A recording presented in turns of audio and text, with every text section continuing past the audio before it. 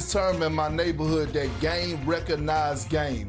And Luka recognized game because he's played against Marcus Smart. Marcus Smart and him has battled a lot through his young career, and he knows what it feels like to battle a former Defensive Player of the Year. This is Luka's spot against anybody else in the NBA. I want you to look, this low post area right here. Look at Marcus Smart being able to take the contact, being able to hold his ground without fouling, and make Luka take a tough contested shot. Here you go again. Marcus Smart being the pest that he is, making Luka uncomfortable, forcing him to a tough contested two-point shot. Luka saying, I know what this guy's gonna bring. I know the tenacity that he has. In Marcus Smart, in Luka's career, against Marcus Smart, he has shot 29.7% when Marcus Smart is the closest defender. Again, game recognized game. It's a reason Luka hopped his ass on that telephone to call Marcus Smart, because he knows what he's going to bring to the table. Yeah, I don't think there's any question about that. I think Marcus Smart is excited. But Dave, you kind of alluded to it earlier. How much of an impact can Smart have? Considering, look, he hasn't played 60-plus games in 3 seasons. Which is a great point to point out, George. But obviously he wasn't in the best situations in Memphis because of the injuries they suffered as a whole team. And in Washington, I don't even want to call them Washington. He was with the Washington Wizards. You can't use the no W. Yeah. They weren't trying to win. But he was so excited to be in the Lakers facility yesterday. It was like he got a new lease on life. He's back in a winning situation. Yeah, he's on the other side of the Celtics-Lakers rivalry, of course, but he recognizes that both those franchises play to win perennially. And I think just that kind of effervescent attitude will do a lot for this group. He looks at it like, we got a chance. I asked him, the West is stacked. Yeah. And he said, well, I would stack us up against anybody else in the West. We have no ceiling. That, to me, that energy, that confidence will do a lot, getting this ball rolling in the right direction from day one of training camp. Yeah, listen, I had Marcus Smart on the radio show on 710 ESPN here in LA, and I asked him about that Wizards situation specifically. He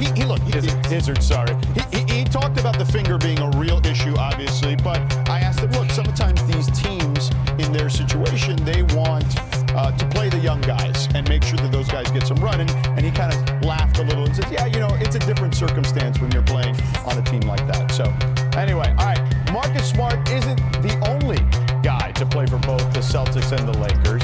Sharpe is an all-time Lakers great, winning 3 titles, 3 finals MVPs, and a regular season MVP in LA. He also played his final 37 games of his career for Boston and going for 9-5 in that stretch. Then Rajon Rondo, one of 2 players to win titles with both the Celtics and the Lakers, joining Clyde Lovelett. A young Rondo won a title with Perk back in 08 on the Celtics, and then again in the bubble with the Lakers. And then lastly, Isaiah Thomas finished 5th in the MVP voting for the 16-17 Celtics by scoring nearly 29 points per game and trailing only MVP Russell Westbrook in clutch time scoring. He also averaged 14 a game in 21 games for the Lakers later in his career. All right, Perk, let me ask you a question. And this is a tough one because you know people are watching, because they're always watching. Would you have suited up one more season if the Lakers would have come calling? You damn right I would have. You damn right. Especially for the vet minimum. Suit me up, and I would have did my role to the T. And that's sitting on the bench and being the extension of whatever coach they had at the time. You damn right I would have suited up for the Lakers. All right, fair enough, Perk. I love it. You keep it 100 all the time. All right, still to come here on NBA. Hôm nay mình sẽ hướng dẫn mọi người móc một chiếc máy ảnh chụp như hiện này, và ở đây mình chụp họ là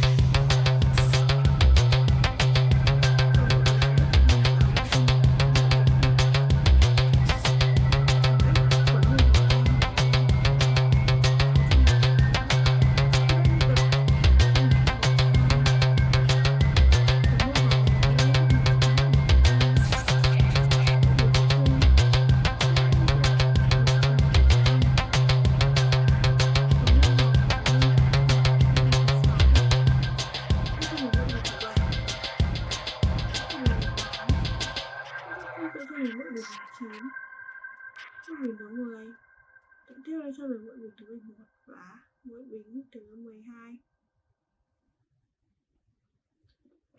Và mình sẽ tháo bỏ một mũi bính và tại đây mình sẽ còn 11 mũi bính và bây giờ mình sẽ thực hiện tiếp vào level tiếp theo như sau. Và tại đây mình sẽ có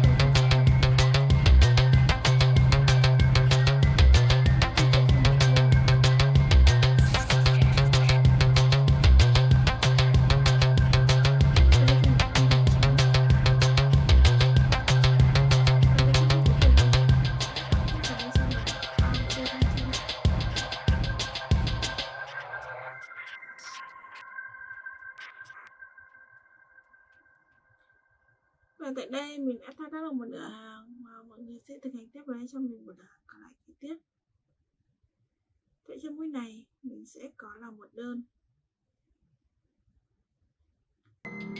Bên kia mình lên và tiếp với cho một mũi đơn thứ hai.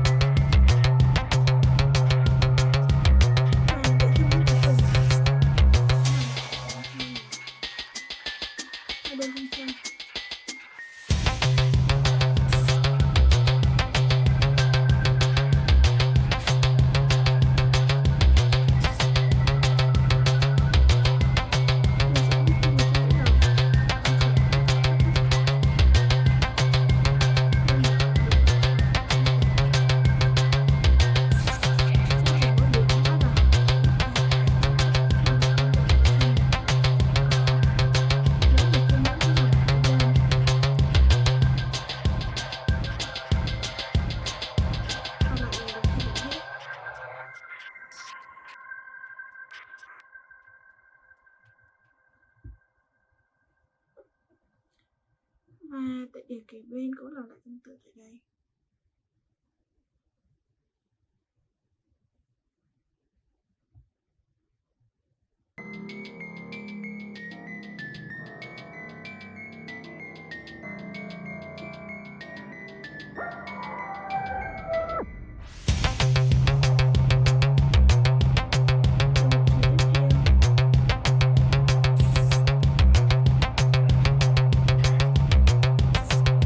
Và tại đây mình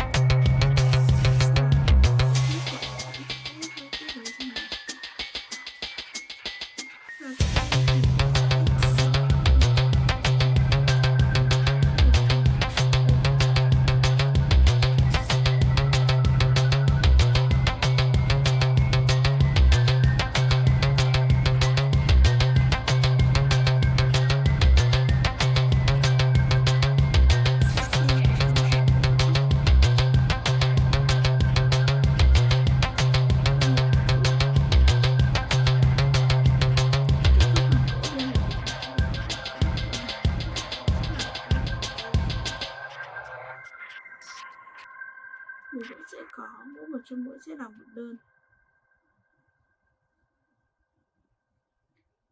Là lại lần lượt cho đến hết hàng.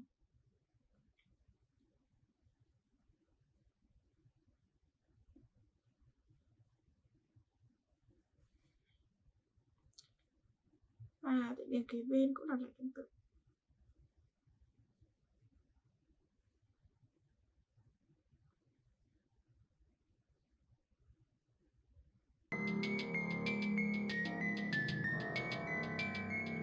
Tiếp tục.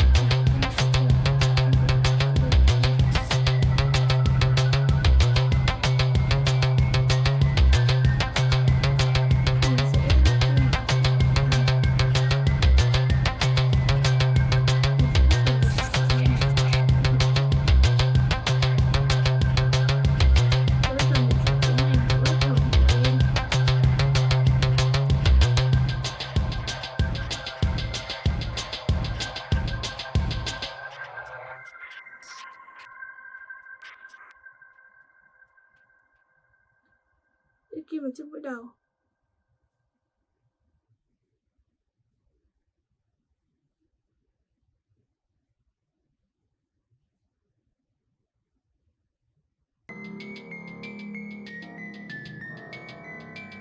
Các vào mũi miếng. Trong mũi đầu. Tạo ra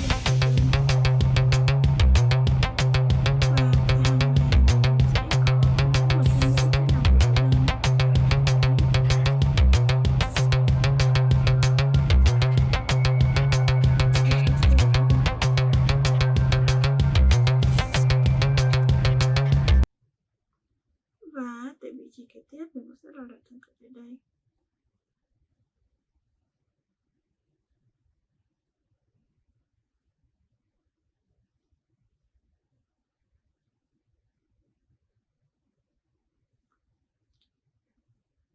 Và tại đây mình đã thao tác được một nửa hàng, mọi người sẽ tiến hành thao tác tiếp với cho mình một nửa hàng còn lại kế tiếp.